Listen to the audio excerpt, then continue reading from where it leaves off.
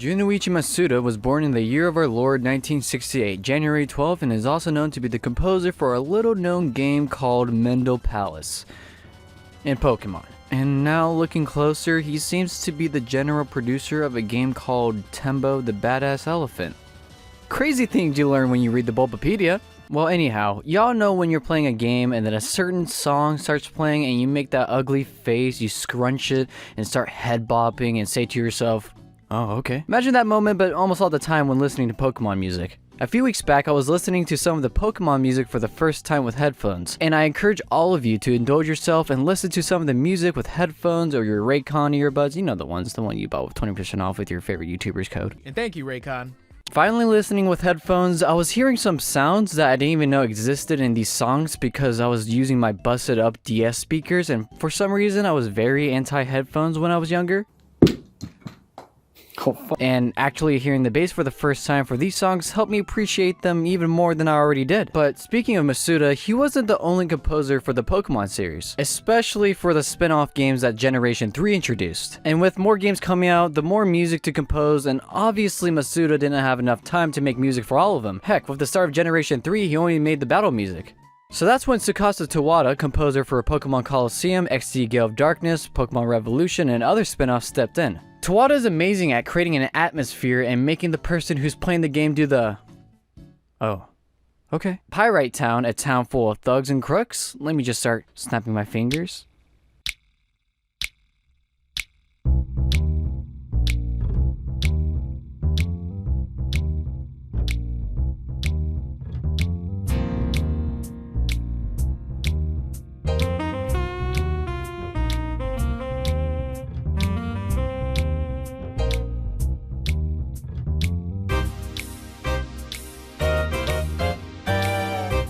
Oh yeah, it's all come together. Want to have a nice little ditty in a club that is appropriately named Krabby Club? Then Piano Man, go play me that Krabby Club theme, whatever the fuck it's called.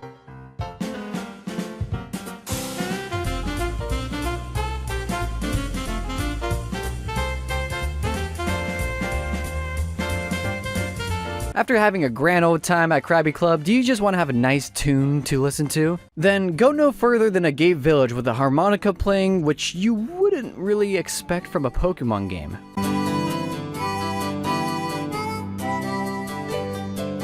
You know what else you wouldn't expect in a Pokemon game? This game's music for wild Pokemon. So, does it sound like an awesome, fun battle, high action, high octane? Nope. I hope you bastards didn't suck at square dancing in high school because we're in trucker hat territory.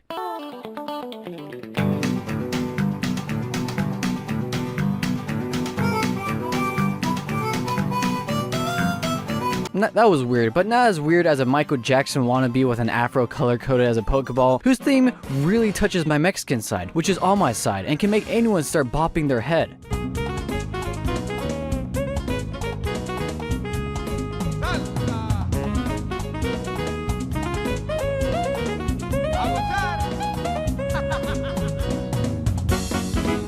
And the great thing is Miror gets an even better theme in the sequel. So great in fact that the Ludicolo's dancing animation goes in beat with that song.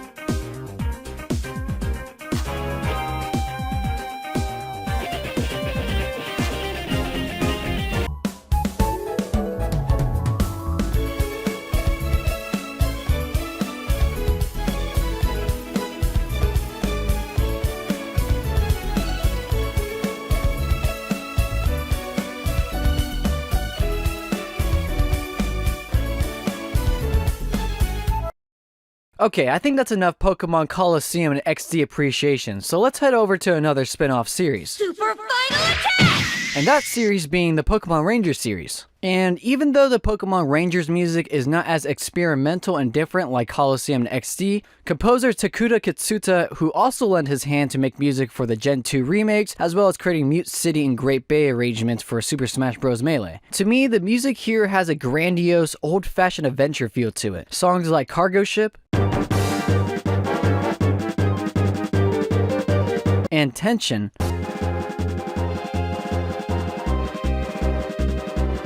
Capture the panicky, the heroes in trouble sound, while as songs like Riding on Legendary Beasts capture an epic battle the hero is having.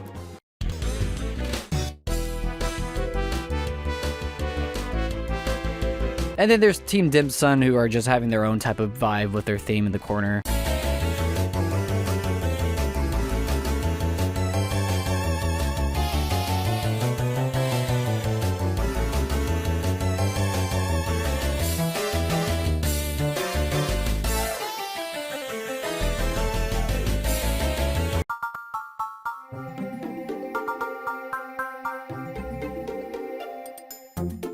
Those first seconds of that song legit unlocked a hidden feeling when researching for this video. Pokemon Mystery Dungeon composers Arata Iyoshi and Hideki Sakamoto were able to make these tracks so memorable. And it was weird when listening back to these songs, realizing how a lot of them have this dark tone to them. Some have this feeling of being in an actual cave or dungeon and worrying what's ahead.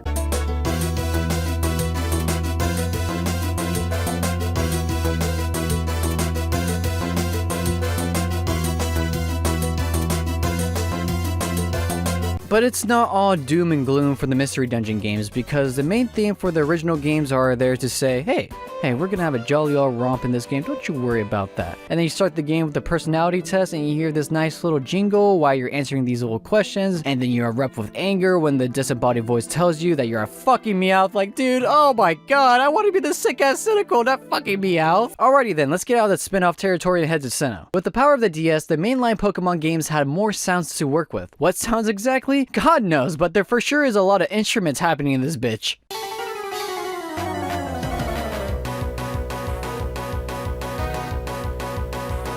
With Ichinose's and Sato's approach to the overworld music, there are a lot more vibes to chill out to, like Twin Leaf's theme,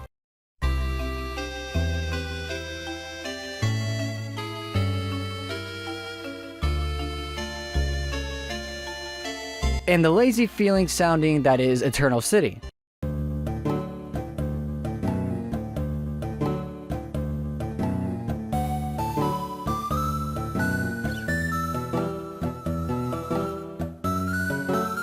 Or how about you want to hear a dastardly little ditty? Then have Galactic's theme or their hideout theme.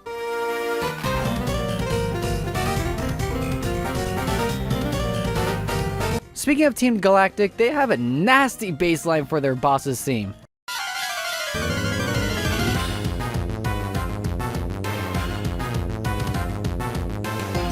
Team Mars, by the way. Now we can talk about Masuda's work on the battle music, and this beautiful bastard here does justice. Another example of this weird DS bass thing is the Gym Leader theme song.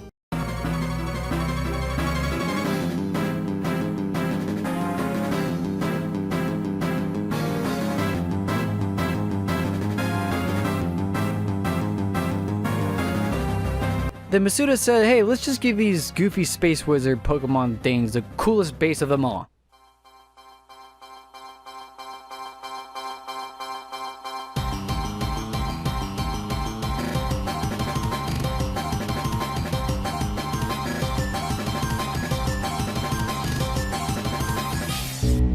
Sounds like someone wants to get funky.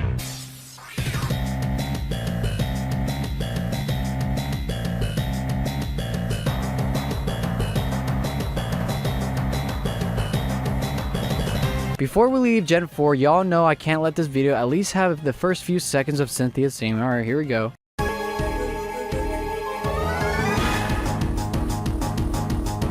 Now that we're at Gen 5, and for me, Gen 5 has the best music out of all of the games, and I don't want to hear, oh, you're just on the Gen 5 nostalgia bandwagon. I've had enough slander of Gen 5, alright? And don't worry, in 5 to 10 years, y'all see thumbnails saying, Gen 5 overrated?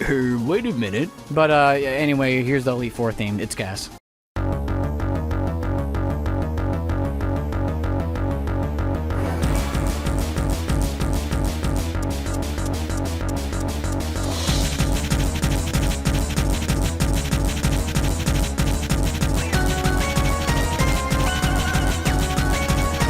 And I think this gen also has my favorite wild Pokemon music. Playing hundreds of hours of Pokemon Black and White, and I never got tired of listening to this.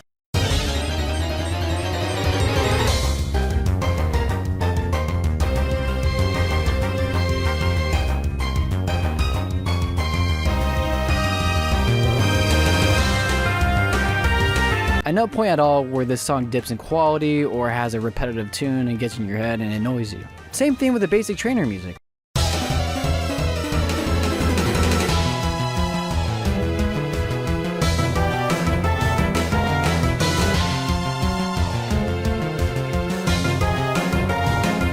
And I think because, as most people know, Gen 5 was somewhat of a soft reboot to the series, so I personally think they wanted to have the Gen 1's vibe, but still being its own different thing. They do a great job making these songs not sounding so repetitive by having so many different parts to the song. And the gym leader music is so good, especially with the beginning part where you go, oh fuck.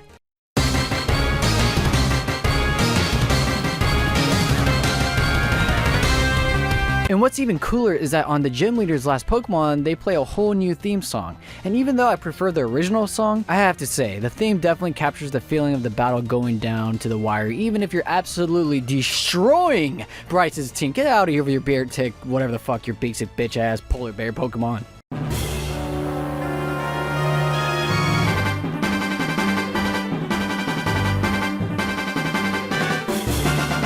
Speaking of music changing through different times of a battle, and I couldn't find who exactly composed this theme, but you, whoever you are, out of these people right here, you are a genius.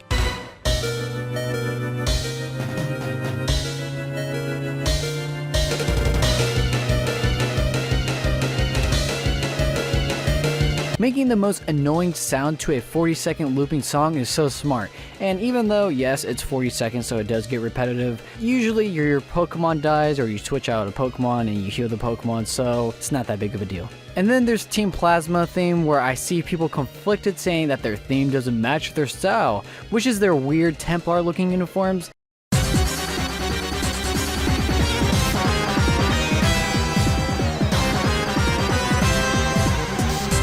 And to the people who say that, to me, feel nitpicky. Like, oh sure, I definitely got the feeling of a team wanting to flood the world with Team Aqua's theme. The only time I found where the theme actually matches the attitude is Team Skull and Guzma.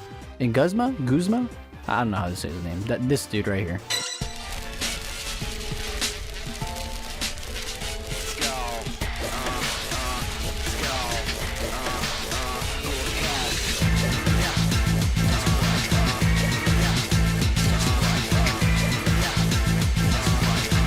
And then there's the remixes in Pokemon Black and White 2. And good lord, Goichinose and Hitomi Sato knocked out of the park with this one.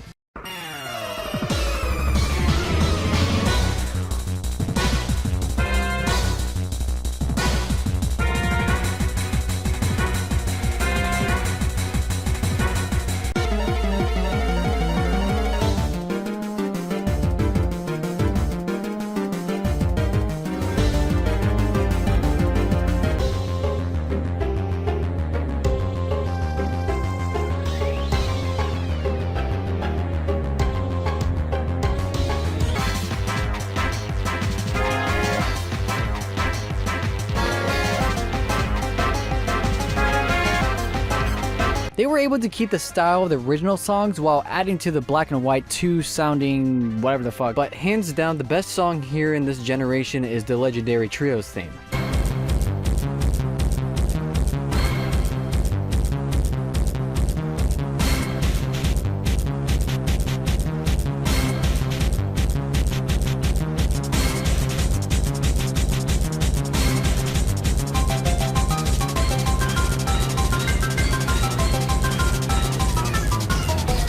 Just how the beat changes on you is so good. Oh my god. Peter. Now let's wrap back to Generation 3, but with the remixes of the 3DS remakes. Don't get me wrong, Gen 3 had amazing music to them, but what they didn't have is guitar.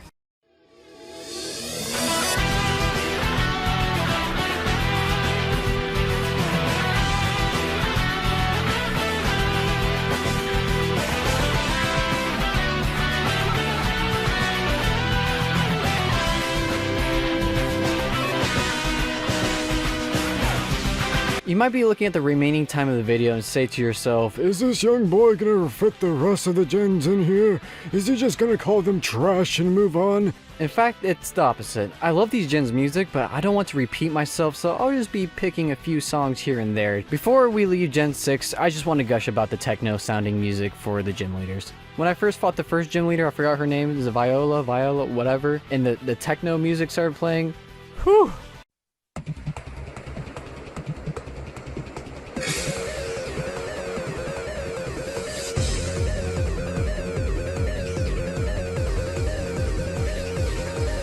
Okay, and then there's Sun and Moon, and besides Team Skull's hip-hop theme I mentioned earlier, there's another song that I feel not much people talk about. Oh, never mind. 4 million views. Whatever. But the Elite Four theme and Sun and Moon have this really sinister tune to it, and you know what? It kind of doesn't fit, but I fucks with it.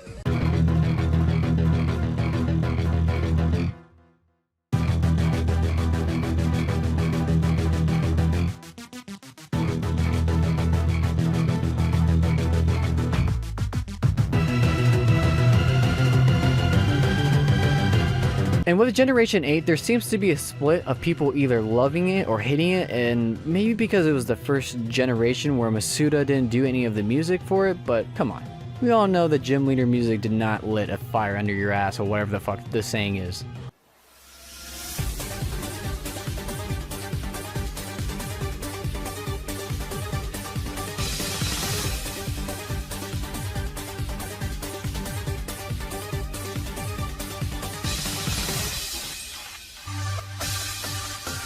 And then there's Toby Fox doing a song, which is apparently a song from a fanfic. I don't know, and I don't want to look it up really, so let's end the video.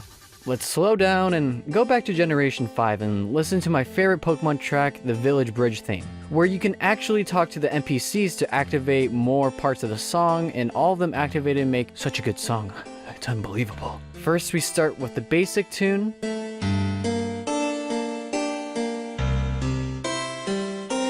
And then talk to this dude.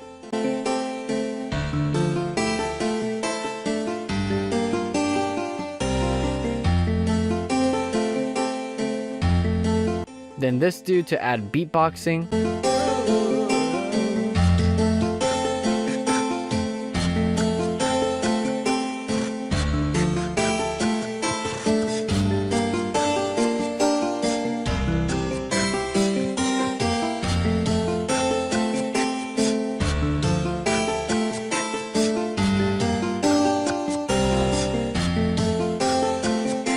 And then this dude for the flute.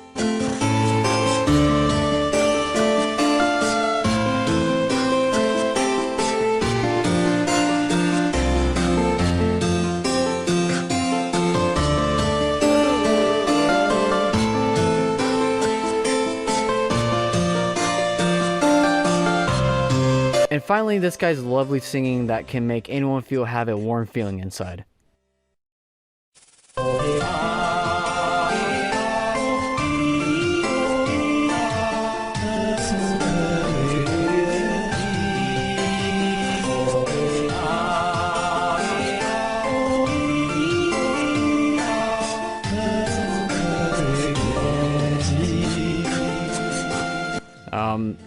That's the end of the video. I'll let you guys listen to this, and all the music and footage I use will be in the description, so I'll just let you guys have fun with this. Bye. I don't know how to end videos. Bye.